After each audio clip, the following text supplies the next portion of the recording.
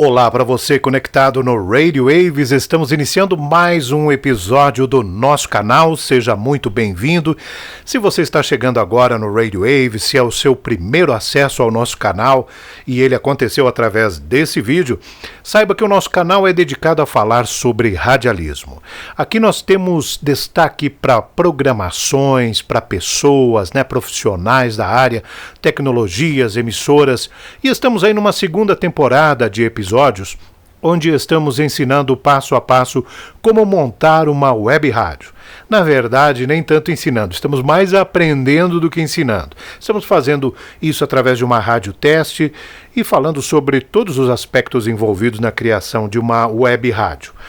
E se você está interessado neste assunto, em ter uma rádio para chamar de sua, se esse sempre foi o seu sonho, sugiro a você voltar alguns episódios no início dessa segunda temporada para acompanhar aí todas as dicas de como criar uma web rádio, ok?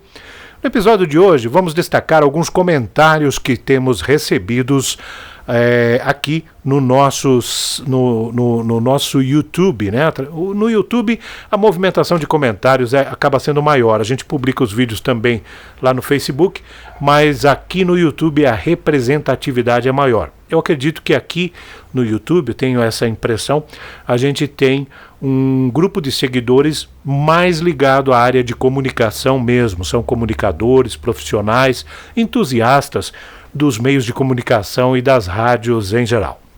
Então vamos ler alguns comentários aqui e comentar os comentários.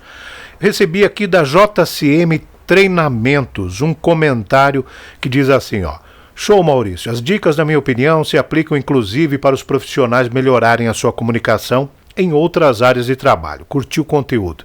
Ele estava falando do nosso episódio que destacou ali algumas dicas para você melhorar a locução na sua web rádio, acredito que muitos de vocês já são profissionais de muita experiência no rádio, já estão sempre trabalhando em programações de rádio nativa, mas sempre dicas são importantes para aprimorar o processo, A gente sempre tem alguma coisa nova para aprender. E eu destaquei naquele episódio, por exemplo, que o comunicador Márcio Seixas, aquele da Herbert Richards, tem publicado várias dicas sensacionais nas redes sociais dele. Dicas de comunicação mesmo. Algumas coisas a gente acaba percebendo no jeito que a gente fala depois dessas dicas dele. São muito legais as dicas, simples, bem objetivas, fáceis de entender e com sempre alguma sugestão de como trabalhar isso. E uma boa comunicação, uma boa fluência verbal é algo que, como diz o nosso amigo aí que interagiu conosco, pode ser aplicado em qualquer situação, Se você é professor, se você é vendedor, se você é um líder, se você tem que se comunicar com as pessoas, esse tipo de coisa passa a ser relevante para você, em todas as áreas, até na comunicação interpessoal, na família, enfim, em todos os lugares você pode aplicar esses conhecimentos para se expressar bem, de uma maneira clara, de uma maneira natural. E foi mais ou menos esse o tema do episódio que o pessoal da JCM Treinamentos está comentando aqui conosco. Recebemos um comentário do Ronaldo Adriano Massardi. Ele diz assim, streaming de música é tudo ruim, prefiro baixar músicas e escutar no Samsung Music com equalizador e power amp, bem melhor que esses serviços todos. O nosso amigo Ronaldo está comentando aqui um episódio lá da primeira temporada, onde nós fizemos uma análise dos streams de música, abrangendo aí Spotify, Tidal, Deezer e o Apple Music. Fizemos uma sequência de episódios. Eu assinei cada um desses streams de música e usei durante um mês para testar o streaming de música, e depois eu gravei um episódio falando de cada um desses streamings de música, o que eu achei legal, o que eu não achei legal, as particularidades de cada um, e no final um episódio falando sobre as conclusões gerais dos 4 streamings de música. É justamente esse episódio aí que o Ronaldo está comentando aí, deixando a sua, na verdade, crítica, né? Pelo que eu entendo aqui, principalmente a questão da qualidade dos streamings de música. Ronaldo, até tem, né, algumas situações como os streamings de música aí, o Apple Music está oferecendo agora qualidade superior, o Deezer oferece, o Tidal oferece, com um preço adicional, obviamente, para você ter acesso a uma qualidade superior. Não sei, não testei, não sei se já chega, né, a ser compatível com a qualidade de arquivos MP3 que você pode comprar, né, das músicas que você gosta e ser dono deles, ter eles no seu acervo. Mas é interessante o comentário, realmente essa questão de qualidade impacta bastante. Dependendo do dispositivo que você usa para ouvir música, você acaba às vezes não notando tanta diferença, né? Se você tem um equipamento que tem uma fidelidade maior, de repente essa qualidade vai acabar sendo mais evidente, essa diferença de qualidade entre um e outro, né? Outra coisa que impacta muito quando você usa um stream de música é a conexão de internet, né? Se a conexão é baixa, a maioria dos streams de música vem originalmente configurados para reduzir também a qualidade e não deixar a música parar, né? Mais ou menos a filosofia é essa. Mas nada que você não possa corrigir com configurações. Temos aqui mais um comentário que eu quero destacar no episódio de hoje, que é do Dorival Loures. Ele fez um comentário assim, de um episódio que nós lançamos lá no começo do canal, se não me engano é o episódio número 10, onde a gente fala de uma rádio sensacional que existe no interior de São Paulo, né, que é a Rádio Web Vintage, uma rádio temática dos anos 80 que utiliza em momentos da sua programação, né, um estúdio com todos os equipamentos dos anos 80. Quem é da época, quem é das antigas, eles utilizam disco, fitas de rolo, cartucheiras, né? Todos esses equipamentos que a gente usava lá nos anos 80 para fazer rádio. Ficava quase doido para fazer uma programação ao vivo usando essa parafernália de equipamentos. E ele faz um comentário justamente em cima disso, de como era fazer rádio nessa época, né? De como as pessoas tinham que ter uma desenvoltura diferenciada para ser radialista naquela época. Ele diz assim, antigamente para fazer um programa de rádio era igual trabalhar em circo. Olha só que interessante. Quem não tivesse elasticidade no corpo para fazer malabarismos não conseguia trabalhar. Hoje é tudo muito fácil. Antigamente era trabalhar mesmo para que os ouvintes pudessem ter a programação em seus aparelhos receptores motorrádio. Olha que lembrança interessante. Eu tinha um receptor motorrádio vermelho pequeno, que sintonizava a AM e FM. Era como eu ouvia inicialmente lá nos anos 80, em 1979, 1980, como eu ouvia, captava rádios FM que na época estavam surgindo no dial, né? Muito interessante esse comentário dele. Eu queria complementar ao Dorival, que realmente era um malabarismo danado. Eu fazia isso no meu tempo de rádio. Eu trabalhei em FMs ali de 87 em diante, como disc jockey mesmo, e até perto dos anos 2000, 2000 e alguma coisa, e depois em alguns programas mais esporádicos, mas ainda era ali nos anos 90, né? 2000 já estava usando computador, mas nos anos 90 a gente ainda trabalhava com isso, com disco, daí começou a vir os CDs, né?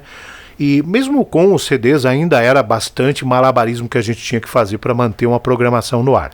Muitas vezes, além de estar ali fazendo toda a programação, ainda atendia o telefone, atendia, se duvidar, até a porta da rádio se alguém chegasse lá para fazer alguma coisa. Então era realmente uma correria. O que é bom nos sistemas atuais, mais automatizados, é que os profissionais acabam tendo mais tempo para tratar, para cuidar do conteúdo dos programas, para produzir o que vai falar, para produzir o que vai tocar, né? Então sobra mais tempo para isso. É por isso que as rádios AM, lá antigamente, tinha o sonoplasta e o locutor separados. O sonoplasta era um profissional e o locutor ficava dentro de uma cabine, era um outro profissional que ficava lá só para falar e para conduzir o programa, para cuidar do conteúdo do programa, né? Mas realmente era incrível trabalhar do jeito que o Dorival falou aí. Era sensacional trabalhar em rádio nessa época. Olha, eu cheguei a trabalhar numa das emissoras de rádio, uma que eu trabalhei desde o início, quando ela abriu. Num determinado período eu entrava no ar às 8 horas da manhã e ia até às 7 da noite no sábado e repetia essa dose no domingo, não parava nem para almoçar. O almoço era ali na frente do microfone, né, com um prato de comida ou um lanche, e continuava a programação direto. Eram 11 horas seguidas no ar, fazia a folga dos outros profissionais que trabalhavam durante a semana. E eu, durante a semana, trabalhava, na verdade, estudava numa outra cidade. Eu vinha para a cidade onde eu moro atualmente para trabalhar nessa rádio na sexta-feira à noite, e domingo à noite já voltava para Joinville, que era onde eu morava naquela época. Era uma loucura, mas você pode pensar, você está louco? 11 horas no ar, isso é quase impossível. Eu vou te falar a verdade. Eu entrava no ar e quando via já estava na hora de ir embora. O tempo passava tão rápido devido àquela dinâmica de trabalho que aquelas 11 horas pareciam 3, 4. Era muito interessante isso. Era um trabalho bem diferente do que o rádio é hoje. Mas tinha um dinamismo muito legal. Se você ouve uma rádio dos anos 80, é sensacional. E para finalizar esse episódio, a gente tem falado muito sobre audiência de emissoras de rádio, né? Qual é a audiência que uma web rádio consegue ter? Nós falamos ali da Rádio Vintage, né? Vou colocar o link dela na descrição desse episódio para você poder acessar ela. É uma rádio extremamente temática. Por quê? Porque ela não é só uma rádio que toca música dos anos 80, não é só uma rádio de flashback. Ela é uma rádio que usa tecnologias dos anos 80 para fazer isso. Claro que tem partes de programação que eles rodam gravado e tal, mas na maioria dos horários os profissionais estão ali, num estúdio, que tem uma mesa de som daquelas antigas, analógicas, que tem toca-discos, né, que tem cartucheiras, gravadores de rolo, enfim, toda aquela parafernália que a gente utilizava na época. Os equipamentos auxiliares, Optimode, né, os processadores de áudio, equalizadores, toda essa parafernália de equipamentos que a gente usava nas emissoras de FM na época, eles têm ali também e utilizam, tanto que você, quando ouvir o som deles no rádio e eles estiverem no ar, com a programação gerada lá no estúdio deles, você vai ver como a qualidade de som é diferente das demais web rádios. Compare isso, escute o som da Rádio Web Vintage e compare com as outras para você ver que tem uma diferença bem interessante na qualidade do som da emissora. O link eu vou deixar ali embaixo para você acompanhar. Essa rádio tem tido recordes de audiência. São muitos usuários que acessam pela web essa rádio todos os dias. Em breve a gente vai falar sobre esses números e eu vou colocar os números dessa rádio também. Eu acho que no Brasil ela está entre as recordistas no número de acesso. E por que isso? Porque essa rádio tem tanto acesso? Porque é uma web rádio tão bem sucedida? Né? É uma análise interessante para você que está pensando no projeto aí da sua web rádio. Acompanhe a programação deles, vejam que eles têm uma identidade muito definida, um público muito definido e sabem como agradar o público a que se propuseram gerar a programação deles. É realmente voltar no tempo. Se você viveu os anos 80, se você ouvia rádio nessa época, ouvindo a web rádio Vintage, não é só como você ouvir aquelas músicas da época. É como você voltar no tempo, ligar o rádio lá nos anos 80 e escutar a programação inteira, como era feito naquela época. Ok? Obrigado pela sua parceria, pela sua participação no nosso canal, as pessoas que estão aí colocando seus comentários para a gente compartilhar com vocês, e você que segue aí o nosso canal, que dá o seu like para ajudar a divulgar o nosso canal, que é muito importante para o nosso projeto. Obrigado, até o nosso próximo episódio. Tchau, tchau.